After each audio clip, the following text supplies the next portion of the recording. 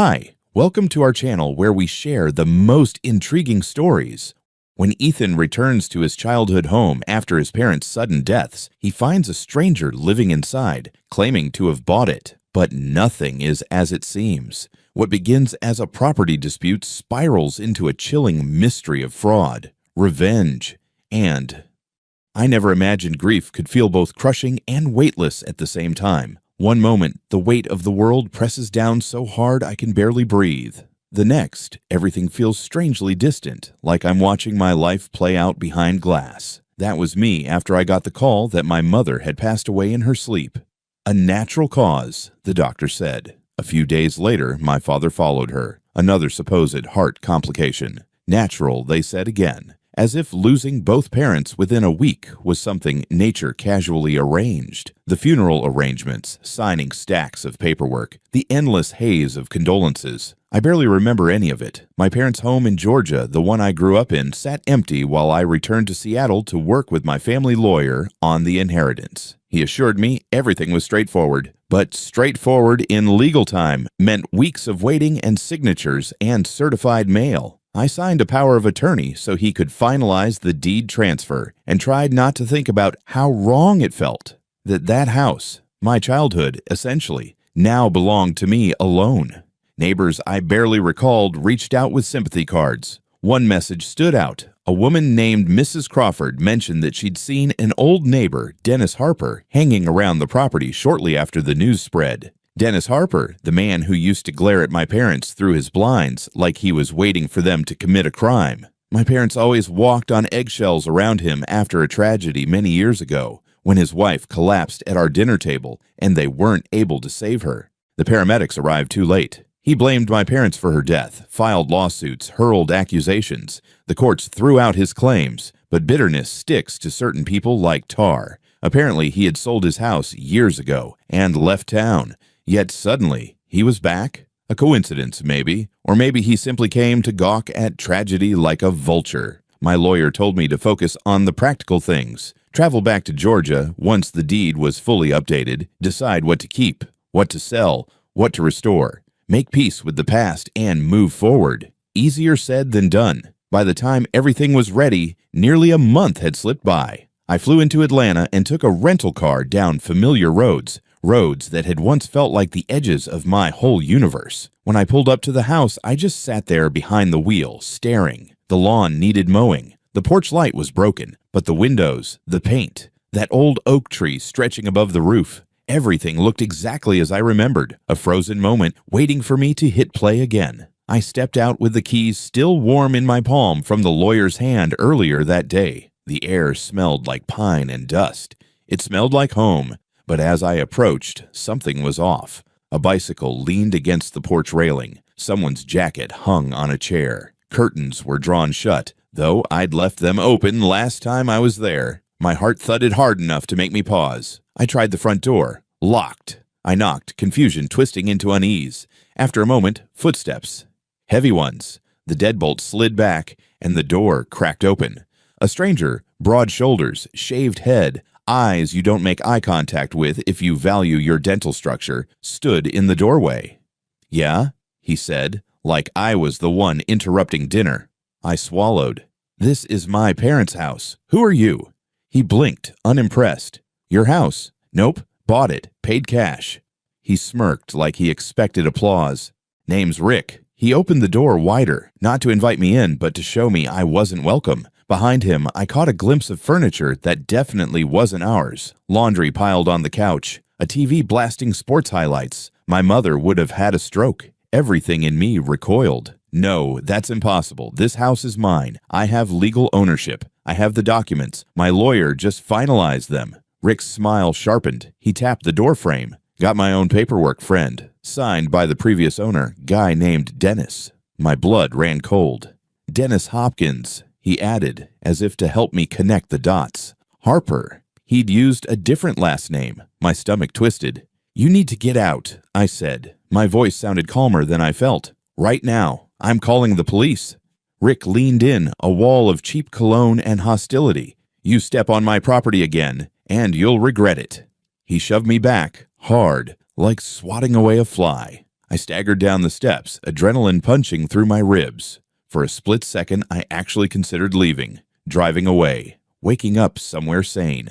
But the memory of my parents sitting on that same porch stiffened my spine. I pulled out my phone and dialed 911 as neighbors peeked through curtains. One by one, porch lights flicked on along the street like the whole block leaned in to watch the show. Rick spat on the ground between us. Then, with a casualness that made bile crawl up my throat, he turned his back on me and shut the door in my face. Behind that door were the only things I had left of my parents. And now a stranger lived there. I waited for the police with my heart rattling inside my chest like it wanted to claw its way out. I kept pacing in front of the house, trying to wrap my head around the absurdity of the situation. My house, my family's home. And yet I was the one outside in the cold Georgia dusk, while some thug sat inside on my parents' couch watching ESPN and spitting on my lawn. When the patrol car finally rolled up, the flashing lights felt like some kind of salvation. 2 officers stepped out, one younger, fresh out of the academy by the looks of it, and one older, with that exhausted expression that said he'd seen every kind of crazy this town had to offer. "Evening," said the older one, nodding. "You're the one who called?" "Yeah," I said. "My name's Ethan Rowlands. This is my parents' house. They passed away recently, and I just finished the inheritance process. But there's a man inside who claims he bought the house from someone named Dennis Hopkins. I have legal documents proving I own it." He raised a brow. "And the man inside, he's refusing to leave." "He shoved me," I added. "Threatened me. I think he's squatting. Or worse." The officers exchanged a look. The younger one moved toward the door, while the older one gestured for me to show him the paperwork. I handed over a folder with notarized documents, property title, the full transfer history signed off just a few days ago. He nodded slowly, flipping through them under the glow of the cruiser's headlights. Meanwhile, the younger cop knocked. No answer. Knocked again, louder this time. "Sir, this is the police. We need you to come out and talk." Nothing. The older cop walked up beside him and knocked harder, calling out again. Still silence. Then from inside came a muffled shout. "You don't have a warrant. This is my house. Get off my property." The older officer turned to me with a sigh. "You said his name's Rick?" "That's what he told me. Rick Martin." "Well, Rick Martin seems to think he's got a legal claim, but your papers are clean. Let's try one more time." They knocked again, identifying themselves more firmly, demanding compliance. Still no answer. A few more neighbors had gathered on porches, watching. An older woman across the street called out, "That man doesn't live there. That's the Rowlands house." The officers spoke into their radios. Backup was called. 30 minutes later, a second patrol unit arrived, along with a sergeant. I showed the documents again. They discussed the options, debated whether this qualified as a civil dispute or a criminal trespass. But when I mentioned Rick had physically assaulted me, shoved me hard enough to make me stumble off the porch, the tone shifted. The sergeant knocked one last time. When Rick yelled the same "no warrant" nonsense, they gave each other a nod and then stepped back. The younger officer raised his boot and kicked the door in. The wood splintered, and the door flew open with a sharp crack. Rick came charging out like a linebacker, roaring and swinging. He threw a wild punch at the first officer, clipped his shoulder, and went for the older one. In seconds, he was on the ground, face down, arms behind his back, yelling about illegal entry and police brutality, like he was rehearsing for a court show. "You're all gonna pay for this," he screamed as they cuffed him. "I bought this house fair and square. I've got rights." "You'll explain that downtown," the sergeant muttered, shoving him into the cruiser. I stood there, shaking. Not from fear, exactly, more like rage. This guy had laid hands on me, holed up in my family's home like it was his. And now he was playing the victim.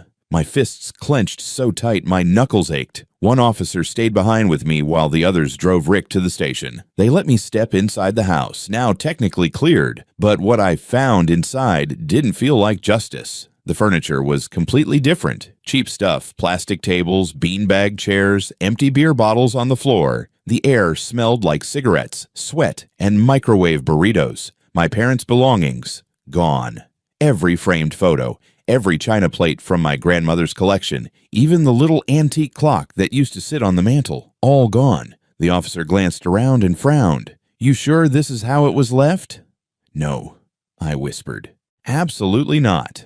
We found no sign of forced entry. The locks had been changed. Rick had clearly made himself comfortable, but it didn't look like someone squatting out of desperation. It looked like someone who believed he'd actually won. At the station, Rick sat smugly in an interrogation room while I gave my statement. His version of the story? He'd met a guy named Dennis Hopkins who sold him the house for $55,000 cash. They signed papers. He got keys, and he moved in. No bank, no title company, no legal trail. Just some good old-fashioned back alley real estate fraud. The sergeant frowned at Rick's papers. They were surprisingly convincing. Fake signatures, forged notary stamps, even a mock-up of a title deed. But none of it matched what the county registrar had on file. My claim was already in the system. Legally, I was the owner. Rick didn't care. "Not my problem," he kept repeating. "I paid for it. That's on the guy who sold it." The officers asked where he'd met Dennis. Some bar. No last known address, no photo, nothing.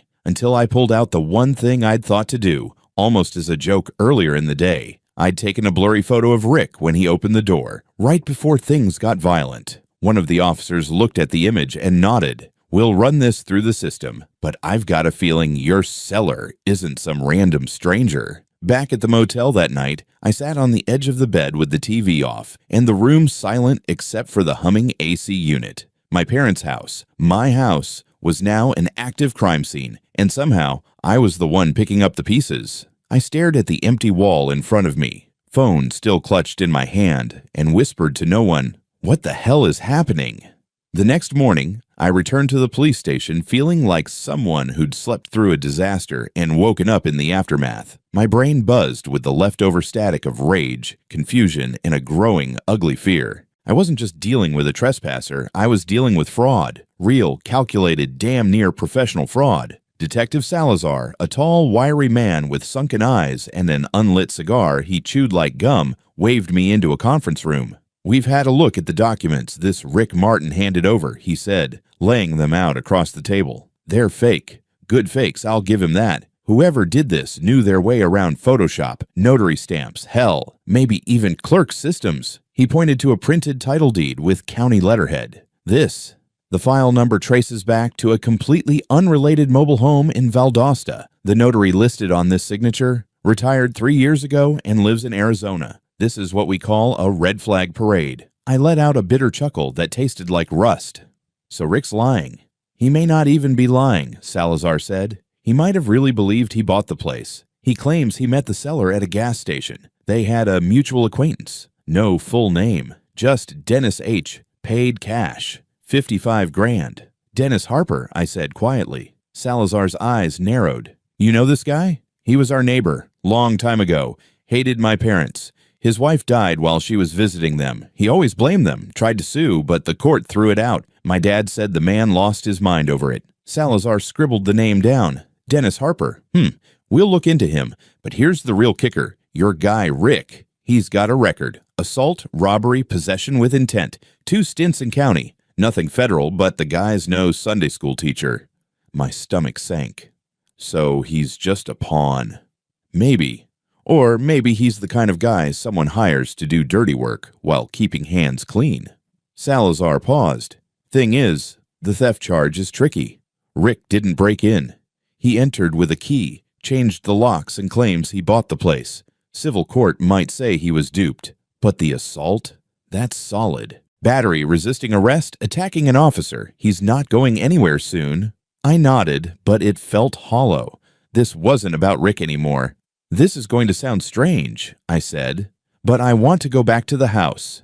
Check what's missing. My parents' things." There was stuff that had no price tag. Jewelry, letters, a clock that's been in the family for 3 generations. Salazar looked at me for a moment, then nodded. "You'll go with an officer. The place is cleared, but it's still being processed. Don't touch anything that looks baggable." We drove back in silence. I had a folder of ownership documents tucked under my arm like they were a magic spell that would protect me from insanity. Officer Reed accompanied me into the house. The air was musty now, doors left ajar from the forced entry. Inside, everything felt wrong. Rick had tried to settle in like he was in a cheap Airbnb. Trash scattered across the living room. Ashtrays full of stubbed-out cigarettes. A bucket of fried chicken decomposing in the kitchen sink. But the emptiness was louder than the mess. The shelves that once held my mother's porcelain collection were bare. The locked drawer in my father's study had been pried open, splintered. A half-full cigar box of old war medals and gold cufflinks was gone. The wall safe, open, and completely empty. There was a set of gold earrings, I said aloud, though mostly to myself. My mom's. She wore them every Sunday. Reed nodded toward a side table. If he pawned them, we might be able to track them. Assuming he pawned them, I muttered. Not buried them, sold them off privately, or tossed them to cover tracks. In the master bedroom, everything personal was wiped clean. It was just a stained mattress now and a pile of crumpled sheets. He moved fast, Reed said. Didn't care what he broke. I found myself standing in front of the fireplace, where a wooden box once sat. Inside that box had been our family photographs, some over 70 years old, gone now, like the past had been robbed, not just the house. At the station later that afternoon, Rick sat stone-faced during further questioning. Salazar grilled him for 2 hours. I watched through the two-way glass. Rick wouldn't budge. He didn't know where the valuables went, claimed the house was basically empty when he moved in, said he thought it was weirdly clean, like the guy who sold it had already cleared it out. When Salazar showed him the photo I'd taken, his ugly mug framed in the doorway, Rick didn't flinch, but when he brought up the name Dennis Harper, Rick twitched. No clue who that is, Rick said. Salazar leaned in. You sure? Because it's funny. Harper used to live in that neighborhood. Neighbors remember him. One said he came by the house after the owner died. Never met him. Rick grunted. I got the house from some dude named Dennis Hopkins, that's what he told me. Mind if we make a sketch? Do what you want. Rick described his seller in vague terms. White guy, 60s, gray hair, glasses, looked like a retired vet or some kind of professor. The police artist got to work. The result wasn't perfect, but it looked familiar. That face lived in the corner of my childhood memory like a bad dream. Mrs. Crawford confirmed it later that week. She pointed at the sketch and whispered, "That's him. That's Dennis Harper." It was official now. The man who hated my parents with a quiet, festering rage had come back like a ghost wearing fake ID, sold their house, robbed their things, vanished into smoke.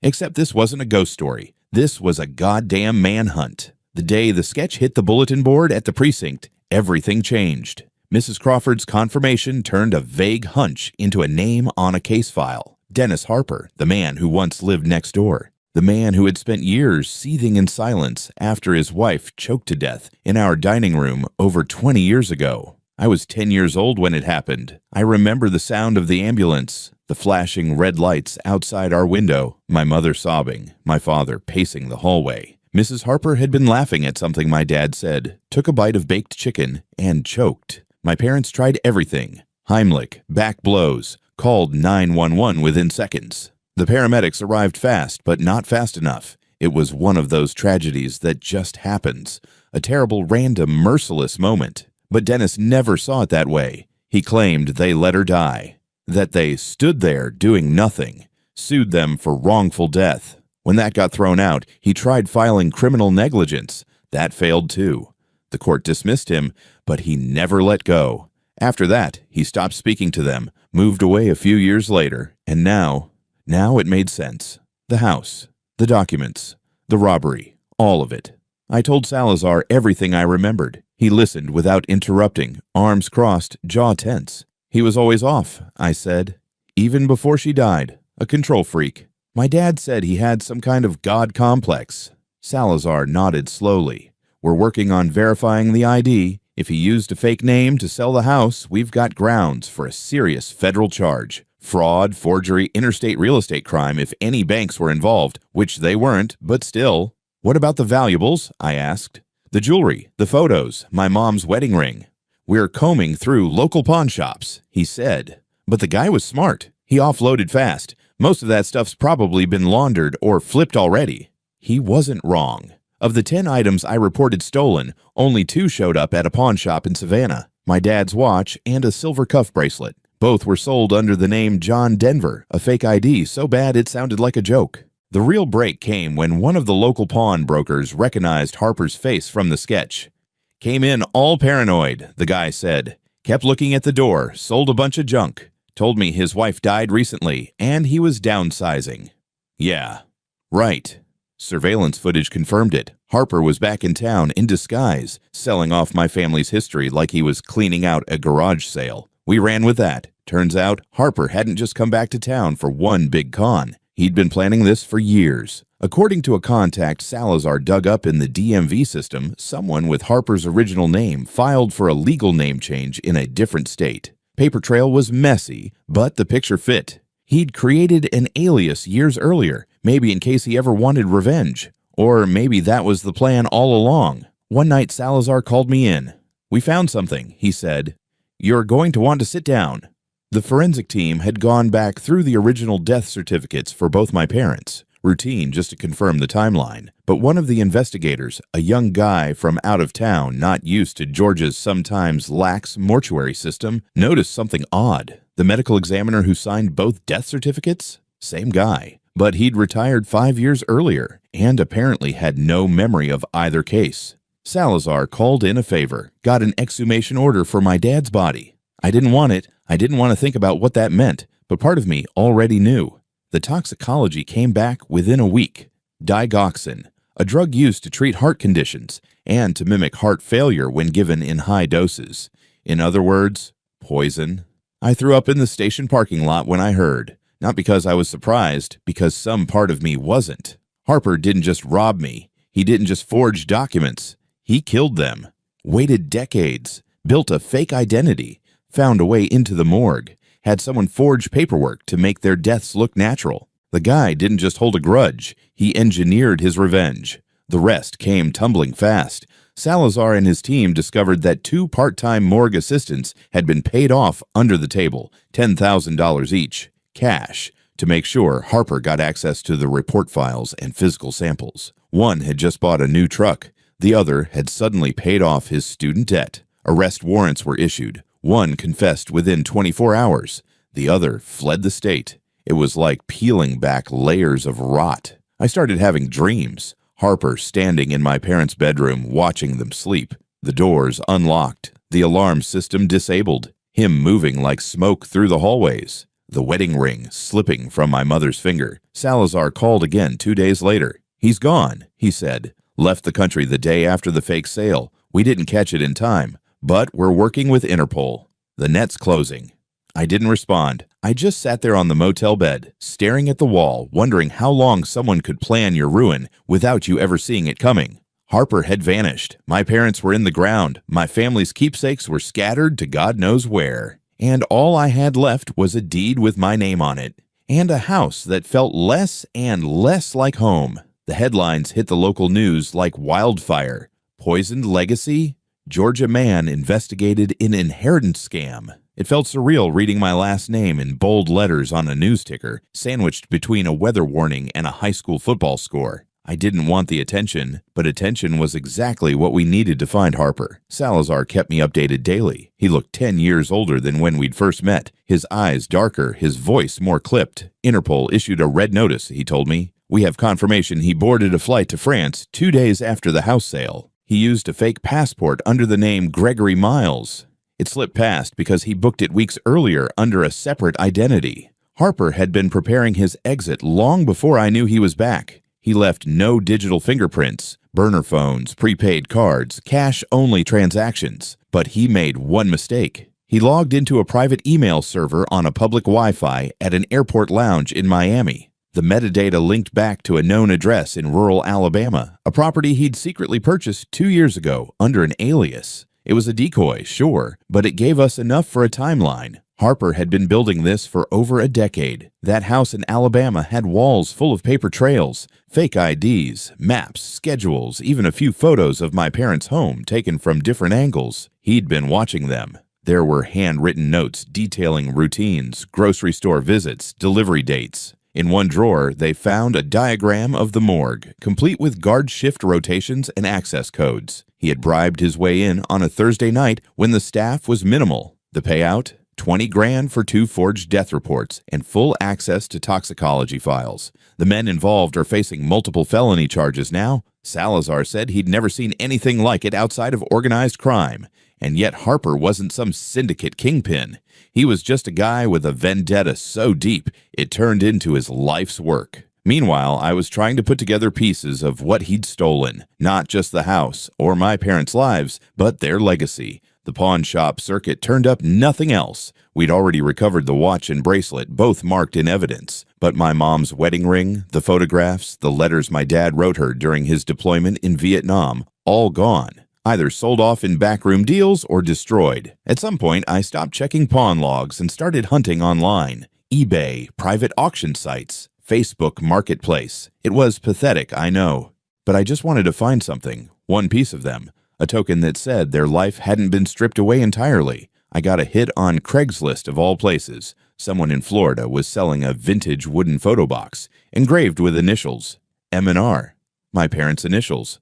I called Salazar immediately. He coordinated with local law enforcement, and they arranged a sting. The seller turned out to be a collector, totally unaware of its origin. He'd bought the box from a flea market vendor who couldn't recall where he got it. A dead end, but the box still had some of the photos inside, burned around the edges, water damaged, but salvageable. I stared at a warped image of my mother holding me as a baby and felt something twist in my chest. Grief, relief, fury, all braided together. Rick Martin, meanwhile, was facing his own reckoning. His charges had stacked up: battery, obstruction, receiving stolen property, and resisting arrest. His public defender tried to push a narrative that Rick was a victim too, that he'd been scammed, that he was misled. Except Rick wasn't just misled, he'd enjoyed it. He told police he thought it was karma that the house ended up in his hands. Claimed he'd heard stories from Harper about my parents being monsters, that they got what was coming.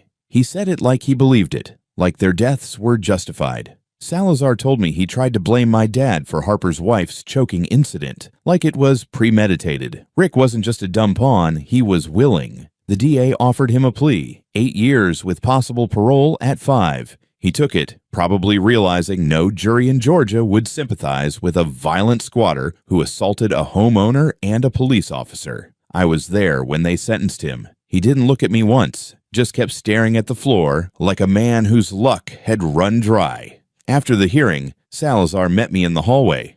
"We're close," he said. The French authorities confirmed he's in Nice. He bought a house under the name Miles. Passport matches. Their team's coordinating with DOJ. It's just a matter of time. "How long?" I asked. "Could be weeks. Could be months. He's slippery, but we'll get him." "Even if you do," I said, "it won't bring them back." Salazar put a hand on my shoulder. "No, but it'll make damn sure he can't do this to anyone else." I nodded, but the weight didn't lift. The house was mine again on paper, but I hadn't set foot inside since the day we found it empty. Every time I drove past it, it looked like a stage set. Familiar, silent, haunted. I'd imagined returning with a key, not a warrant. Repainting the kitchen, not taping off crime scenes. Now it just felt like a shell. One night, I drove there, alone. I unlocked the front door. The lock still clicked in that same crooked way it always had. The air inside had settled, but not in a peaceful way. It was hollow. I sat on the living room floor for a while, staring at the fireplace where our family photos used to sit. And I said nothing. Not a word. Because the silence already said everything. It took 6 months. 6 painfully slow, bureaucratic, red tape-wrapped months. But it finally happened. The call came just after sunrise. Salazar's voice was hoarse but triumphant. "We got him." I didn't believe it at first. I thought maybe he meant someone else. One of the morgue assistants, maybe a fence from the pawn trail. But no.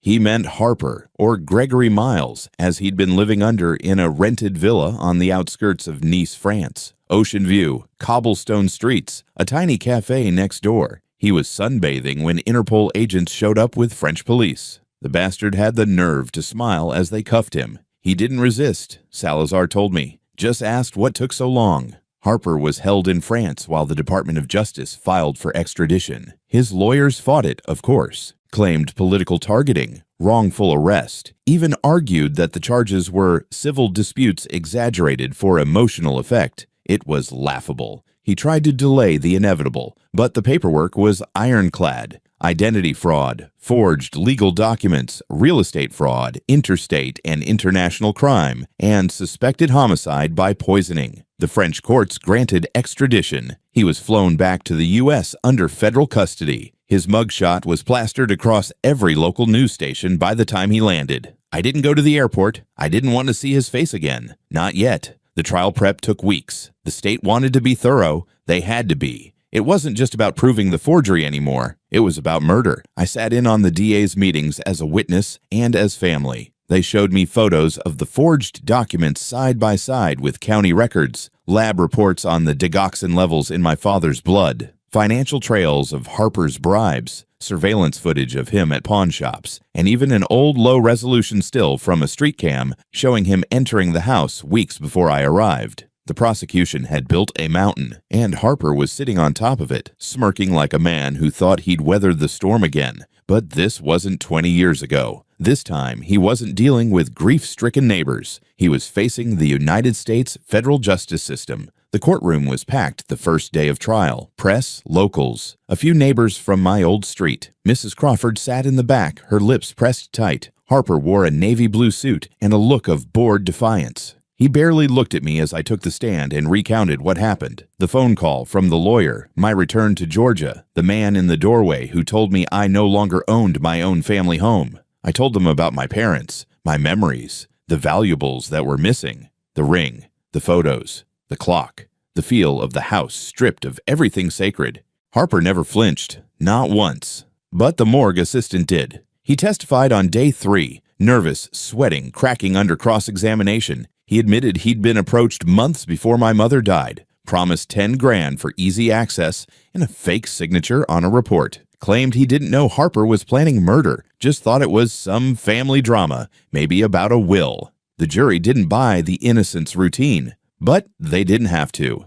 He was already cutting a deal. The forensic toxicologist nailed the coffin shut. The digoxin levels were textbook poisoning. Combined with Harper's access, the timing, the cover-up, the story wrote itself. Still, Harper tried to wriggle free. His defense attorney argued that my father had heart issues, that my mother's death was stress-induced, that Rick Martin was the real aggressor, that Harper had been manipulated by grief and circumstance. The jury didn't buy it. The verdict came after 4 days of deliberation, guilty on all major counts, 2 counts of first-degree murder, multiple counts of fraud, forgery, obstruction, and conspiracy. Harper stood motionless as it was read, hands clasped, jaw tight. The sentencing hearing came 2 weeks later. I was there, front row. The judge, a woman in her 60s with a steel voice, read the list slowly.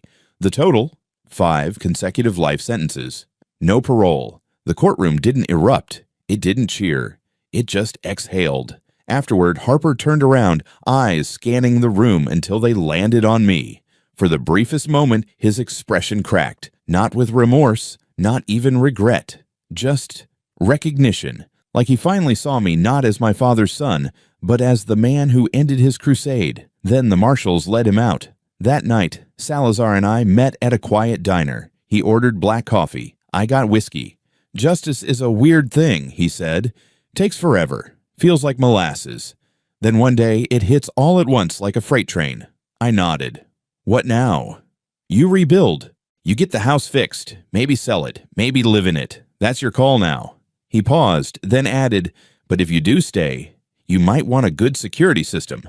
I laughed, for the first time in what felt like years. He was right. The ghost was gone, but the house still had echoes. The trial was over. The monster was caged, and yet I still didn't feel free. The headlines faded. Reporters stopped calling. Neighbors went back to gossiping about potholes and property lines. And me. I stared at my parents' house for days without walking in. It felt like a place I'd inherited in a will with a curse stapled to the back of it. The front lawn had gone wild again. Unkempt grass, dry patches like scars. The porch creaked louder than I remembered. I changed the locks. Not because I thought Harper would return, but because I needed to undo something. Symbolically, maybe. Spiritually, definitely. Inside, the house still smelled like mildew and betrayal. I'd hired a cleaning crew weeks ago, but no amount of bleach could wipe away what had happened here. The wallpaper in the hallway was still torn where Rick had dragged a couch through it. The living room ceiling fan was broken. The dining table, the one where Mrs. Harper had once choked, was still in the garage, covered in a tarp. I couldn't bring myself to get rid of it. I started sorting through the attic. Boxes sealed with brittle tape, faded handwriting, a stack of old Christmas ornaments, my baby shoes, my dad's veteran medals, a letter from my mom, never sent, addressed to me at college. I read it twice, then a third time. It was full of motherly things. Updates about a neighbor's cat, a recipe she wanted me to try, a sentence that hit like a hammer. Your father and I miss you more than you know. I sat in that attic and cried for the first time in months. The next morning, I called a locksmith again, this time to open the old safe my dad had built into the floor of the study. The keypad was jammed, and no one had touched it since before all of this happened. It took the guy 20 minutes to crack it. Inside were documents, some war medals, and something wrapped in velvet. I unrolled it and just stared. The ring. My mom's wedding ring. The one we thought was stolen. Still there. Untouched. Maybe Harper didn't find the safe. Maybe he assumed it was empty. Maybe my dad, in one final act of protective instinct, had hidden the most important thing away from the world. I took it out and held it in my palm. Cold. Gold. Familiar. I spent the next 2 weeks slowly reclaiming the house. Room by room, I fixed what I could. Repainted walls, replaced fixtures, cleared out old furniture. But I didn't erase everything. Some stains you don't scrub out. You preserve them. They're part of the story. The backyard was overgrown, but I started trimming it back. I planted a tree, one of those crepe myrtles my mom always loved, bright, unruly flowers. A little chaotic, just like her laugh. Neighbors started stopping by again. Mrs. Crawford brought peach cobbler, said it felt right, seeing someone in the house again. Mr. Vance, from 2 streets over, offered to fix the broken gutter. It was the first time in years I felt the neighborhood breathe around me instead of holding its breath. And then one morning, I got a call from Salazar. "You sitting down?" he asked. "Do I need to be?" We found a storage unit Harper rented under one of his aliases, in Tennessee. My heart stopped.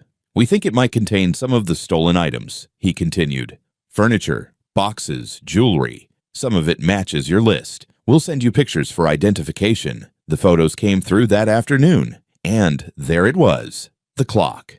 My grandfather's antique mantel clock, the one that used to chime every hour and scared me as a kid, still intact. Also found a collection of photo albums, a handwritten notebook in my mom's cursive, letters from my dad, a locket, a dish set wrapped in newspaper from the 1980s. They weren't just objects. They were fragments of my life returned to me. I drove out there the next week, signed release forms, brought the items back home one by one, like survivors pulled from a shipwreck. That night, I arranged them on the shelves again, hung photos, rewound the clock, let it tick, let it ring. The house didn't feel haunted anymore. It felt restored, not perfect, not untouched, but mine. A year passed. The house no longer echoed like a crypt. It sounded like life again, creaking floors, wind rattling the windows, the occasional bark from the neighbor's overfed poodle. I kept the crepe myrtle alive. Somehow, the blooms came back even brighter this spring, like they had something to prove. I didn't sell the place. I thought I might. Early on, when every corner held a ghost, when every creak sounded like Harper breathing down my neck, I almost put the deed up for sale. But I stayed, because my parents didn't spend their lives building that home just for some maniac to poison it and walk away. Some rooms I still haven't touched. My father's office, for example. I fixed the door, replaced the lock, but I haven't moved a single paper on that desk. His handwriting still lingers on a sticky note by the lamp. A grocery list. Nothing profound, but it's his. And my mother's sewing room. I repainted it pale blue, her favorite. I put the velvet box with her wedding ring back on the shelf. It didn't feel like surrender. It felt like peace. Rick Martin is still in prison. Tried filing an appeal. Denied. One of the morgue assistants took a plea deal. Got 10 years. The other, still awaiting trial after being caught in Utah under another fake name. Apparently, he thought Harper had one more payout hidden somewhere. He was wrong. And Harper himself? Still breathing. Still behind bars. No parole. No deals.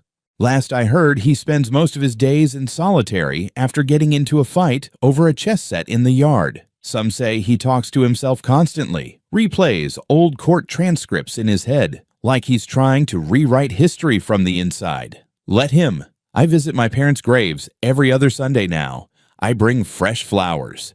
Talk out loud. I don't believe in ghosts, not really. But I believe in memory. I believe in legacy. And I believe in justice, even when it's slow. Even when it comes wrapped in grief and rage and bureaucratic paperwork. It came. A month ago, I got a letter. Handwritten. From a woman in South Carolina. Said she bought a box of books from a flea market. And inside she found a small album labeled The Rowlands Family. She looked us up, found me, offered to mail it back. Inside were photos I'd never seen before. My mom as a teenager, my dad in uniform smiling next to a tent, a snapshot of the two of them dancing in the kitchen before I was born. I held that photo for a long time, and I cried again.